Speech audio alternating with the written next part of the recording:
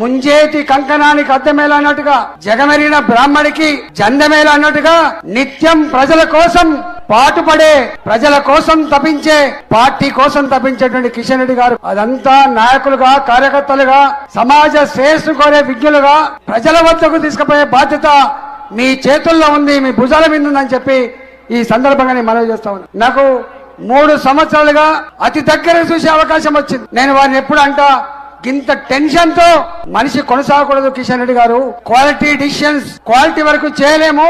రాత్రి పూట 12 గంటల దాకా మళ్ళా మీటింగ్ లో ఉన్నావు, మళ్ళీ 1 గంట ఫ్లైట్ లో వస్తున్నావు, మళ్ళీ 6 గంటకే పోతా ఉన్నావు. భారతదేశానికి 7 రాష్ట్రాలు, అవి సెవెన్ సిస్టర్ స్టేట్స్ అంటారు. ప్రశాంతత లేకుండే, అభివృద్ధి లేకుండే, ప్రతి నిత్యం అల్ల కల్లోలంగా ఉండేటువంటి ఆ రాష్ట్రాల్లో మోడీ గారు వచ్చిన తర్వాత కిషన్ రెడ్డి గారికి ఆ 7 రాష్ట్రాల బాధ్యతలు అప్పచెప్పిన తర్వాత ఇవాళ ఆ రాష్ట్రాల అభివృద్ధి మాత్రమే కాదు, పార్టీ కూడా గొప్పగా అభివృద్ధి చెంది 7 రాష్ట్రాలు కూడా ఇవాళ మొట్టమొదటిసారిగా భారతీయ జనతా పార్టీకి పట్టుకొమ్మలుగా ఉన్నాయి. ఇవాళ నేను అనుకుంటా, సికింద్రాబాద్ నియోజకవర్గంలో కిషన్ రెడ్డి గారికి ఒక కులమనేటువంటి ముద్ర లేదు.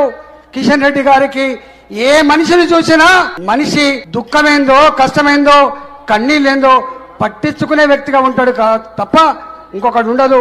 నాకు తెలిసి మోడీ గారు సబ్కా సాత్ సబ్కా వికాస్ అనే నినాదం ఇవాళ వచ్చింది. కానీ కిషన్ రెడ్డి గారిని అంబేర్పేటలో గెలిచిన తర్వాత అనుకున్నాం, కిషన్ రెడ్డి గారికి ఒక మతమనే రంగు లేదు, కిషన్ రెడ్డి గారికి ఒక కులమనే రంగు లేదు, కిషన్ రెడ్డి గారికి మనుషులు, మానవత్వం అనేటువంటి ఫిలాసఫీ వంట పట్టించుకోవాలని చెప్పి మేము ఎప్పుడు చెప్పుకునే వాళ్ళం. ఇవాళ సికింద్రాబాద్ పార్లమెంట్ లో కూడా అన్ని వర్గాల ప్రజానికం కూడా కిషన్ రెడ్డి గారు చేసినటువంటి సేవలకి, వారు మన గౌరవాన్ని, ప్రతిష్టను పెంచిన దానికి మరోసారి అది వారికి ఆశ్రయించి గొప్ప మెజార్టీతో సికింద్రాబాద్ ప్రజానికం గెలిపించాలని చెప్పి ఈ సందర్భంగా వేడుకుంటూ, ప్రజాస్వామ్యాన్ని, ధర్మాన్ని, న్యాయాన్ని ప్రజల కోసం తప్పించినటువంటి కిషన్ రెడ్డి గారికి ఆశ్రయించాలని చెప్పి కోరుకుంటూ